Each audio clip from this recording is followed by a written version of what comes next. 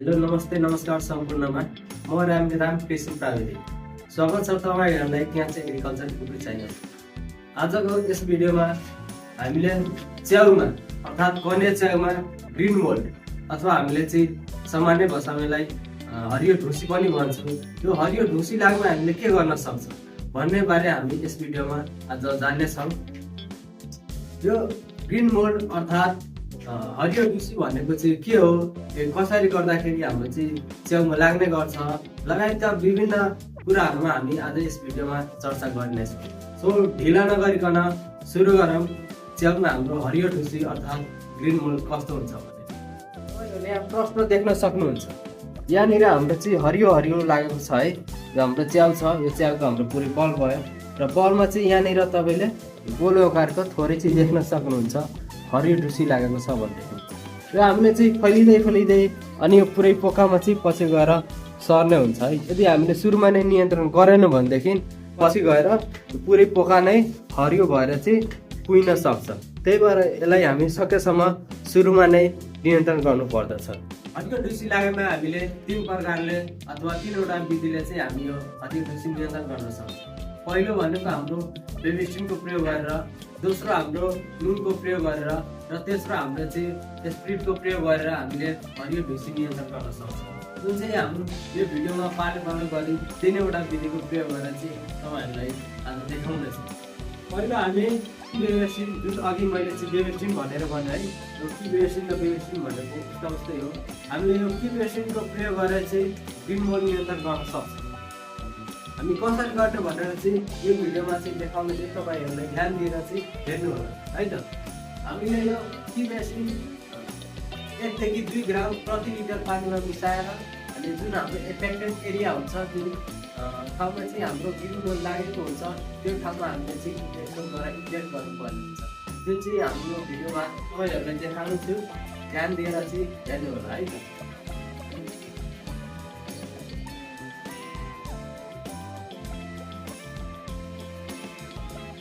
अब हामीले चाहिँ 2 ग्राम बेबिस्टिन लिएका छौँ।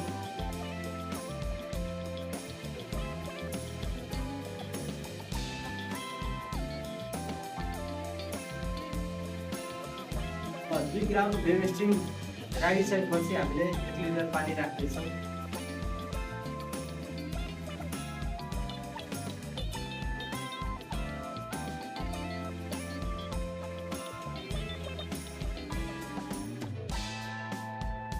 त्यसपछि हामीले एउटा सिरिन्ज लिएको छ, जुन चाहिँ तपाईहरुले देख्न सक्नुहुन्छ।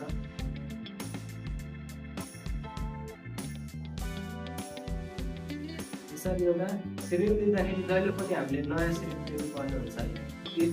युज गरेको सिरिन्ज चाहिँ नलिनु होला, किनभने त्यसबाट अर्को रोगहरू सर्ने चान्स हुन्छ। यसरी हामीले सिरिन्जबाट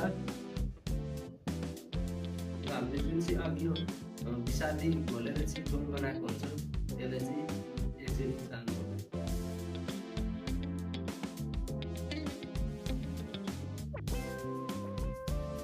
जुन ठाउँमा चाहिँ हाम्रो ग्रीन मोल्ड लागेको हुन्छ त्यो ठाउँमा चाहिँ हामी इन्जेक्ट गरिदिन्छौँ है त। ल त्यहाँनिर हामीले देखाइदियो, यो ठाउँमा चाहिँ हाम्रो ग्रीन मोल्ड लागेको छ अनि यसै ठाउँमा चाहिँ हामी इन्जेक्ट गर्छौँ। हाम्रो यो ग्रीन मोल्ड लाग्दाखेरि सकेसम्म चाहिँ जुन हाम्रो प्लास्टिक हुन्छ त्यो प्लास्टिक नकाटिकन चाहिँ यो इन्जेक्ट गर्नु होला, किनभनेदेखि प्लास्टिक यदि काट्यो भनेदेखि त्यसको चाहिँ धेरै ठाउँमा चाहिँ फैलिने सम्भावना भएको कारणले गर्दाखेरि तपाईहरु यो प्लास्टिक नकाटिकन इन्जेक्ट गर्नु होला है त। ल जुन ठाउँमा यसरी इफेक्ट हुन्छ त्यो ठाउँमा चाहिँ हामीले यसरी गर्नुपर्ने हुन्छ।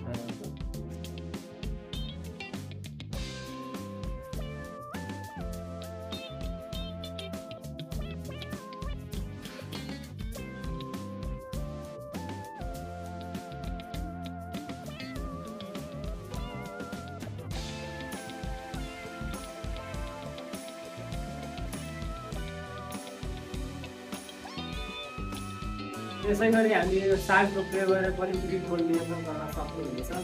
20 ग्राम साग प्रति लिटर पानीमा मिसाएर हामीले ग्रीन मोल्ड नियन्त्रण गर्न सक्छौँ, अथवा 2% को सोल्युसन बनाएर हामीले अनि ग्रीन मोल्ड हामीले यो नियन्त्रण गर्न सक्छौँ।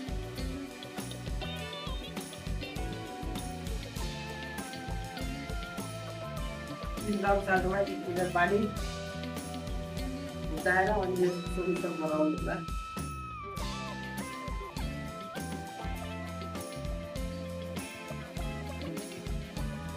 यसरी सोल्युसन बनाइसकेपछि हामीले इन्जेक्सन लिनुपर्छ र इन्जेक्सनबाट चाहिँ इन्जेक्ट गर्नुपर्छ।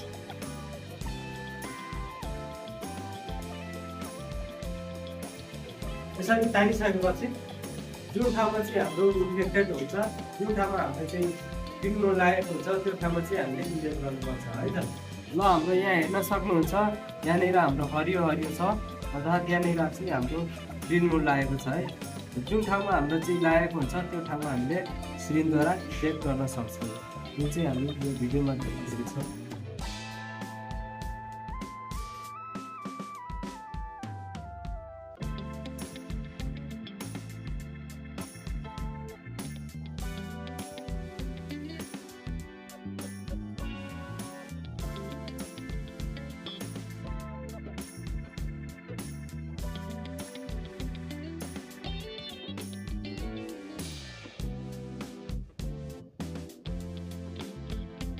अर्को भनेको हाम्रो तेस्रो हो स्प्रिटको प्रयोग गरेर हामीले चाहिँ ग्रिन मोल्ड नियन्त्रण गर्न सक्छौँ है। कसरी प्रयोग गर्ने भन्ने बारे तपाईँले म देखाउँछु है त। यहाँ हाम्रो देखाइदेऊ। यहाँनिर तपाईँहरूले हेर्न सक्नुहुन्छ, यहाँनिर चाहिँ हाम्रो हल्का चाहिँ धेरै त लागेको छैन, हल्का छ है। हल्का चाहिँ ग्रिन मोल्ड लागेको हामी यहाँ देख्न सक्छौँ, हरियो हरियो छ है। यो ठाउँमा हाम्रो चाहिँ ग्रिन मोल्डद्वारा इन्फेक्टेड छ। अनि यो ठाउँमा हामीले के गर्नुपर्छ भनेदेखि यसरी हामीले काटिदिनुपर्छ है।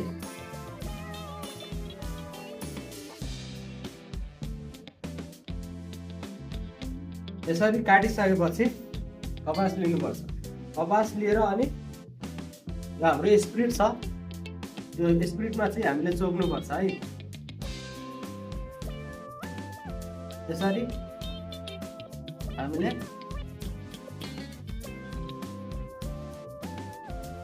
स्प्रिटले यो कपासलाई भिजाइसकेपछि जुन ठाउँमा हाम्रो चाहिँ इन्फेक्टेड हुन्छ त्यो ठाउँमा चाहिँ हामीले यो यसरी लाउनु पर्ने हुन्छ है।